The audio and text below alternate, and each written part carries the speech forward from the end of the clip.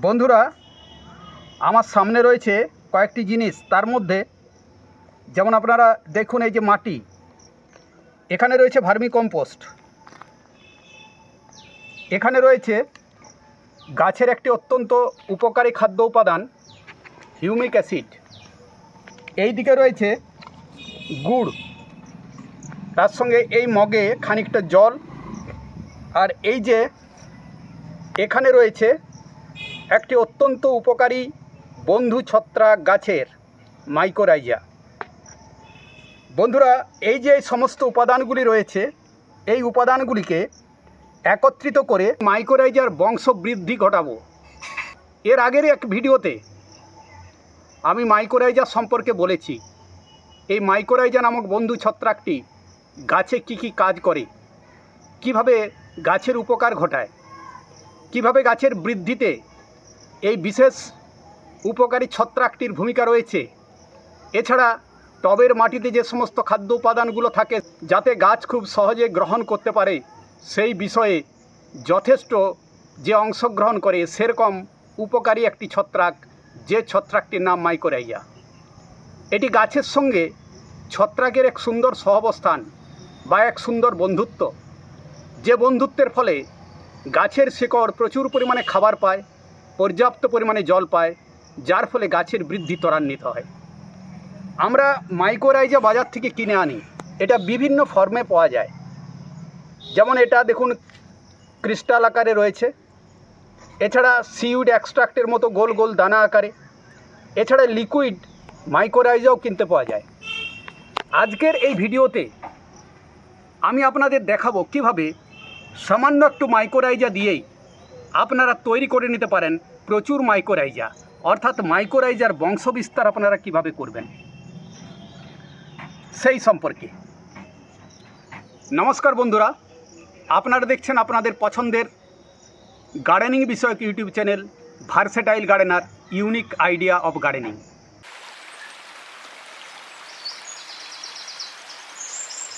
তো বন্ধুরা, আজকের এই ভিডিওতে আমি আপনাদের মাইকোরাইজার বংশবিস্তার কৌশল দেখাবো। এখানে বংশবিস্তারের কেন আমাদের প্রয়োজন হচ্ছে, একটা কারণে প্রয়োজন হয়। এই মাইকোরাইজা আমাদের বাজার থেকে কিনে আনতে হয় এবং এর যথেষ্ট দাম আছে। বিভিন্ন কোম্পানির পাওয়া যায়, যেমন টাটা কোম্পানির টাটা রেলি গোল্ড বলে পাওয়া যায়, ধনুকা কোম্পানির একটা পাওয়া যায়, এছাড়া আরও বিভিন্ন কোম্পানির বিভিন্ন ফর্মে পাওয়া যায়। এখন আমরা যদি মাইকোরাইজার বংশবিস্তার ঘটাতে পারি, তাহলে বারবার আমাদের বাজার থেকে মাইকোরাইজা কিনে আনতে হবে না এবং এটাকে আমরা দীর্ঘদিন স্টোর করে রেখে দিতে পারি। প্রয়োজন অনুসারে যখনই আমাদের প্রয়োজন পড়বে, তখন টবের মাটিতে টবের আকার অনুসারে 1 মুঠো বা 2 মুঠো দিলেই আমাদের কাজ হয়ে যাবে। মাইকোরাইজা একটি জীবিত বস্তু, সেই জীবিত বস্তুকে আমরা সংখ্যায় বাড়িয়ে নিতে পারি কিভাবে, আজকের ভিডিওতে সেই সম্পর্কে আপনাদের সঙ্গে আলোচনা করব। তো এর জন্য আমি নিয়ে নিয়েছি মাটি। এই মাটিটা সম্পর্কে আপনাদের বলি। এই মাটি আপনারা নেবেন এমন জায়গা থেকে যে মাটিতে কোনো বিষাক্ত পদার্থ থাকবে না, অর্থাৎ কোনো কীটনাশক থাকবে না, এছাড়া এর মধ্যে কোনো রাসায়নিক সার থাকবে না, সেরকম জায়গার মাটি। এটা কোনো বড় গাছের নিচ থেকে আপনারা সংগ্রহ করতে পারেন।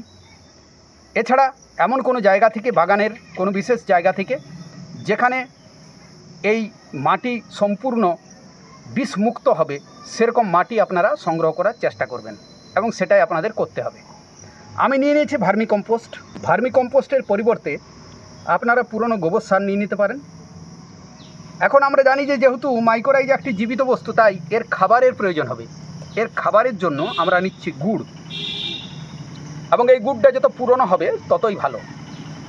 এক্ষেত্রে আমি মোটামুটি নিয়ে নিয়েছি প্রায় 50-60 গ্রামের মতো গুড়। এটা কোনো নির্দিষ্ট পরিমাণের আপনাদের প্রয়োজন হবে না, এবং তার সঙ্গে এই যে জল আছে, জলে আমি গুড়টাকে মিশিয়ে দেব। আর এর সংখ্যা বৃদ্ধি করার জন্য আরও একটা উপাদান, এর আগের ভিডিওতে আমি দেখিয়েছি আপনাদের, মাইকোরাইজা এবং তার সঙ্গে সঙ্গে হিউমিক অ্যাসিডের এক যুগলবন্দি। হিউমিক অ্যাসিডও কিন্তু মাইকোরাইজার খাবার, আর হিউমিক অ্যাসিড মাইকোরাইজাকে যখন একসাথে আমরা এই সমস্ত উপাদানগুলির সঙ্গে যুক্ত করে দেব, তখন মাইকোরাইজার সংখ্যা বৃদ্ধি আরও দ্রুত গতিতে হবে। সুতরাং আগে আমরা এইভাবে গুড়টাকে জলের মধ্যে গুলে নেব। এই যে দেখুন, গুড় আমি গুলে নিয়েছি জলের মধ্যে। এরপর এই যে মাটি এবং তার সঙ্গে ভার্মি কম্পোস্ট আছে, এই দুটো উপাদানকে একসাথে মিশিয়ে নিতে পারি, বা আমরা এটাও করতে পারি, এবং আমি সেটাই করব। দেখুন, আমি এই যে মাইকোরাইজা আছে এখানে ভার্মি কম্পোস্টের সঙ্গে যুক্ত করে দেব, এবং এখানে এই যে হিউমিক অ্যাসিড, একটি কোম্পানির হিউমিক অ্যাসিড, আপনারা এক্ষেত্রে যে কোনো হিউমিক অ্যাসিড ব্যবহার করতে পারেন, তবে যেন একটু ভালো কোম্পানির হয়। এখানে আপনারা লিকুইড হিউমিক অ্যাসিডও ব্যবহার করতে পারেন। আমি এখানে দানাদার হিউমিক অ্যাসিড ব্যবহার করছি। হিউমিক অ্যাসিড এই পরিমাণ নিয়েছি আমি। এটা কোনো নির্দিষ্ট মাত্রায় আপনাদের নিতে হবে, সেটা কোনো ব্যাপার নয়। এর সঙ্গে হিউমিক অ্যাসিড মিশিয়ে নেব, একসাথে যুক্ত করে নেব ভালোভাবে। এরপরে মাটিকে একটুখানি ছড়িয়ে দিয়ে হিউমিক অ্যাসিড, তার সঙ্গে মাইকোরাইজা এবং ভার্মি কম্পোস্ট মাটির সঙ্গে যুক্ত করব।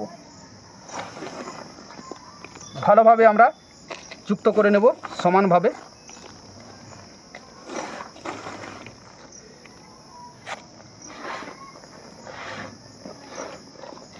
দেখুন, হিউমিক অ্যাসিড, তার সঙ্গে মাইকোরাইজা, তার সঙ্গে ভার্মি কম্পোস্ট, এর সাথে একসাথে মাটিকে মিশিয়ে আমরা একটা মিশ্রণ তৈরি করে নিয়েছি।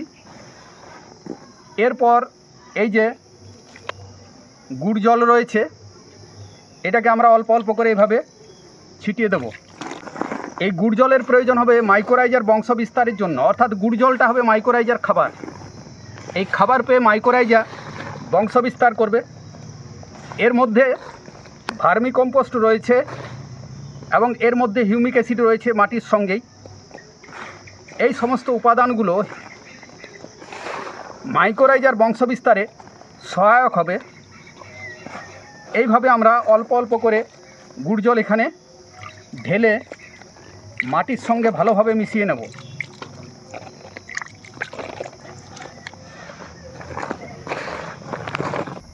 এখানে এইভাবে আমরা এই মিশ্রণটিকে রেখে দেব। বন্ধুরা, এরপরে এই ধরনের কোনো বস্তা দিয়ে, এবং বস্তাটা যেন একটু ছিদ্রযুক্ত হয়, আলুর বস্তা হলে ভালো হয়, যাতে এর মধ্যে অক্সিজেন প্রবেশ করতে পারে। কারণ মাইকোরাইজা যখন বংশ বিস্তার করবে তখন অক্সিজেনের প্রয়োজন হবে। এইভাবে আপনারা এটাকে একটা ছায়াযুক্ত জায়গাতে দিন দশেকের মতো রেখে দেবেন। এরপর দিন দশেক পরে এর মধ্যে প্রচুর পরিমাণে মাইকোরাইজা তৈরি হবে। সেই মাইকোরাইজা তৈরি হওয়ার পর এরপর আমরা প্রয়োজন অনুসারে এক মুঠো বা টবের সাইজ যেরকম হবে সেভাবে আমরা টবে প্রয়োগ করব। আর প্রয়োগের এর বিধি রয়েছে, অর্থাৎ এটাকে যখন আমরা প্রয়োগ করব, প্রয়োগ করার 7 দিন আগে এবং 7 দিন পরে কোনো প্রকার ছত্রাকনাশক, কীটনাশক এগুলো গাছে আমরা প্রয়োগ করব না। এই সংক্রান্ত একটি ভিডিও আমার রয়েছে, আপনারা সেই ভিডিওটি দেখে নেবেন। মাইকোরাইজা কীভাবে ব্যবহার করতে হয়, এর কি কি সাবধানতা, সেই সম্পর্কেও বিস্তারিত আলোচনা করা হয়েছে। তো বন্ধুরা, এইভাবে অল্প একটুখানি মাইকোরাইজা দিয়ে আপনারা প্রচুর মাইকোরাইজা তৈরি করতে পারেন। এটাকে আপনারা স্টোর করে রাখতে পারেন 6 মাস পর্যন্ত, এটাকে আপনারা রেখে দিতে পারেন। কিন্তু অবশ্যই এটাকে কোনো একটা ছায়াযুক্ত জায়গাতে রাখতে হবে। তাহলে প্রয়োজন অনুসারেই এটা থেকে আপনারা নিয়ে মাইকোরাইজা টবের মাটিতে বা আপনাদের মাটিতে যে সমস্ত গাছগুলো আছে তার গোড়ায় 1 মুঠো বা 2 মুঠো করে আপনারা দিলেই মাইকোরাইজা সেই মাটিতে আবার তৈরি হয়ে যাবে এবং মাইকোরাইজা তার কাজ শুরু করে দেবে। তো বন্ধুরা, এই ছিল আজকের ভিডিও। আশা করি এই ভিডিওটি দেখে আপনারা উপকৃত হবেন। আপনারাও ঠিক এভাবেই বাড়িতে তৈরি করে নিতে পারবেন মাইকোরাইজা। মাইকোরাইজা সংক্রান্ত আরও যদি কোনো প্রশ্ন আপনাদের থাকে তাহলে অবশ্যই কমেন্ট সেকশনে আমাকে জানাবেন, তার উত্তর আমি আপনাদের দেব। আজকের মতো বিদায় নেব, আপনাদের সকলের সুস্থতা কামনা করে, মঙ্গল কামনা করে। প্রতিবেদনটি ভালো লাগলে অবশ্যই চ্যানেলটি সাবস্ক্রাইব করে আমাদের সঙ্গে থাকবেন এবং লাইক শেয়ার করবেন। নমস্কার।